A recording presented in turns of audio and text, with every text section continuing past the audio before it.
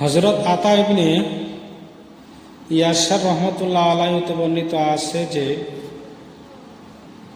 এক ব্যক্তি রাসূলুল্লাহ সাল্লাল্লাহু আলাইহি সাল্লামকে জিজ্ঞাসা করিল, ইয়া রাসূলুল্লাহ, আমি কি আমার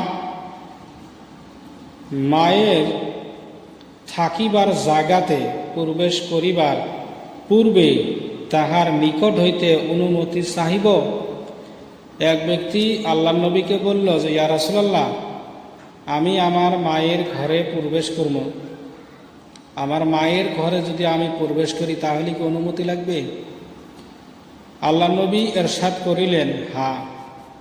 আল্লাহ নবী বললেন, হ্যাঁ, আপনার মায়ের ঘরে যদি যান তাহলেও কি লাগব? অনুমতি লাগবে। সে ব্যক্তি আরজ করিল, ওই মানুষটা আবার বলল, আমি আমার মায়ের সহিত ঘরে থাকি। ওই ব্যক্তিটা বলল যে, ইয়া রাসূলুল্লাহ, আমি আমার মায়ের সাথে আমি ঘরেই থাকি। তিনি ইরশাদ করিলেন যে অনুমতি লয়ায় প্রবেশ করিবে। আল্লাহ নবী আবার বললেন যে তুমি অনুমতি নিয়েই ঘরে প্রবেশ করবে।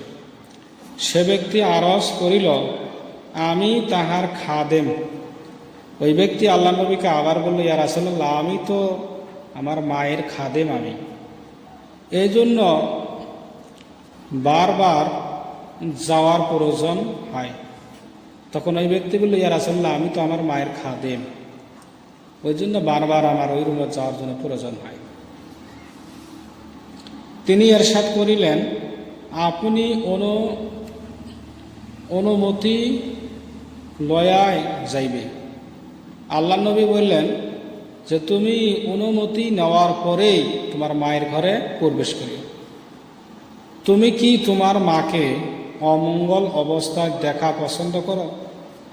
আল্লাহ নবী বললেন, তুমি কি তোমার মাকে অমঙ্গল দেখতে পছন্দ করো? আরজ করিলেন, না। তিনি বলিলেন, তাহলে তুমি অনুমতি লইয়াই ঘরে প্রবেশ করিবে।